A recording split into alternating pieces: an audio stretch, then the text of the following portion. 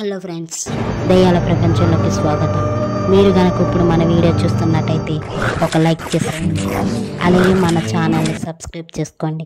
మీరు చేసే ఒక లైక్ నాకు ఎంతో సహాయపడుతుంది.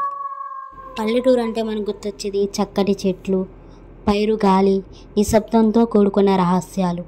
అలాంటి ఒక రహస్యం గురించి మనం ఇప్పుడు మాట్లాడుకోబోయేది. ఆ ఊరి పేరే రామాపురం. ఇంతలోపే ఆ ఊర్లోకి ఒక బస్ వచ్చింది. ఆ బస్ ఆగిన తర్వాత రాణి అనే ఒక అమ్మాయి ఆ బస్సులోంచి దిగింది. అప్పటికే బాగా చీకటైన ఊరు చాలా నిశ్శబ్దంగా ఉంది. అలా నడుస్తూ నడుస్తూ నలువైపులా పొలాలున్నాయి, మధ్యలో ఒక గట్టు ఉంది. అలా నడుస్తూ అలా ఎదురొచ్చే వాళ్ళందరినీ అడుగుతుంది, ఇక్కడ ప్రెసిడెంట్ గారి వాళ్ళ ఇల్లు ఎక్కడ అని.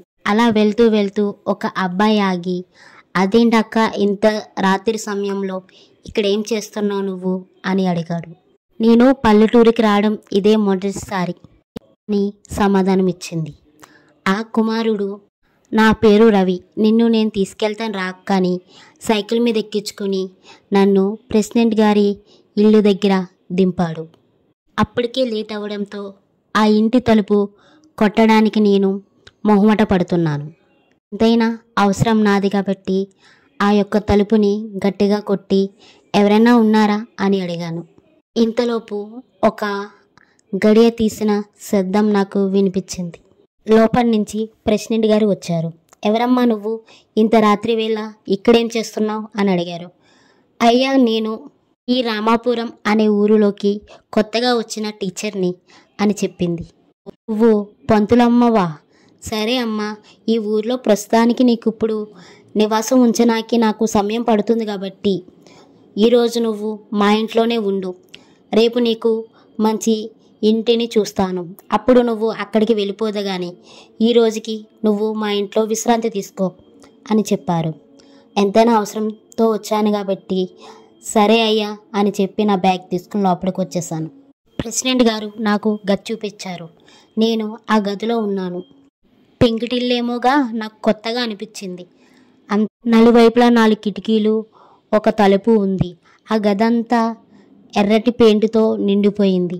నేను అప్పుడే రావడంతో మంచం మీద అలా వాలిపోయాను నీరసంతో. నాకు చిన్నగా ఏవో మాటలు వినిపిస్తున్నాయి.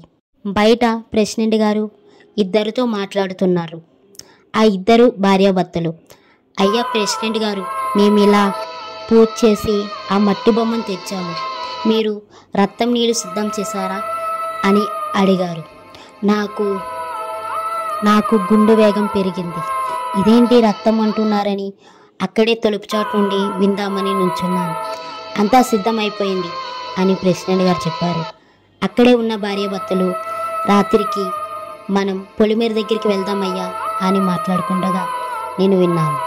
ఇంతలోపు ప్రెసిడెంట్ గారు రాణి రాణి అని నన్ను పిలిచారు.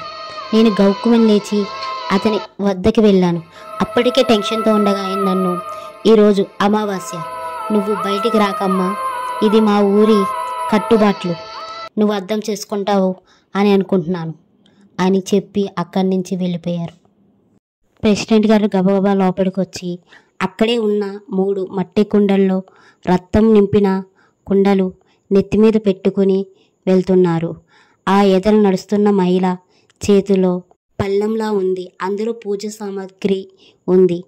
అందులోనే బొమ్మ ఉంది. అది పిండితో చేసిన బొమ్మ.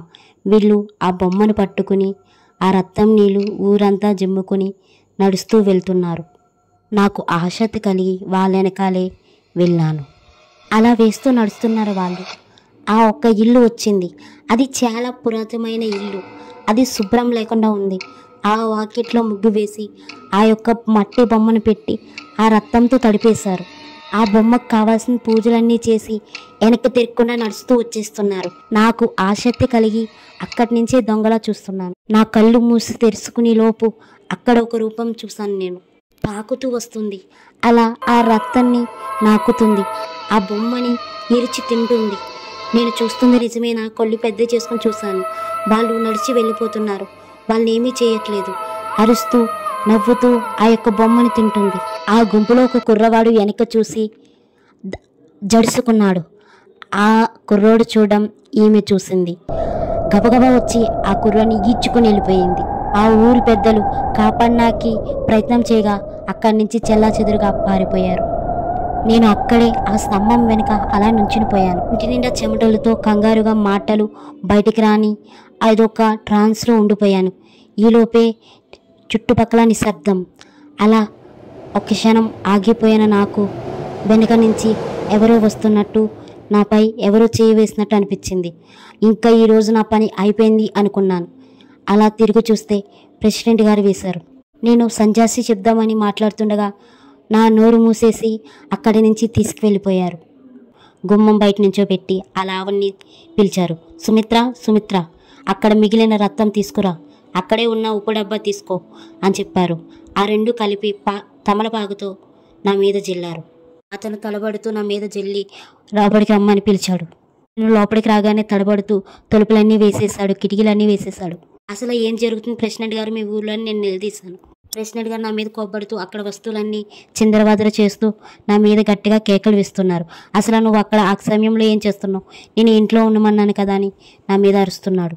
అసలు నీకు ఈ రామాపురం గురించి ఏం తెలుసు అన్న మీద గట్టిగా కేకలు వేస్తున్నారు. కేకలు వేస్తూ టెన్షన్ పడుతూ పడిపోతుండగా అలా ఆవిడ పట్టుకునింది. నేను దూరం నుంచి ప్రెసిడెంట్ గారు అని అరిచాను. దయచేసి ఊర్లో ఏం జరుగుతుందో చెప్పండి అని నేను అడిగాను. తను చెప్పడం ప్రారంభించాడు. పైటూరు మహిళ గర్భంతో మా ఊరికి వచ్చింది. తనకి మేము ఆశ్రయం ఇచ్చాం, కానీ తను మా ఇంటి బిడ్డల మీదే చేతబడి చేసింది అని తను మాకు చెప్పాడు.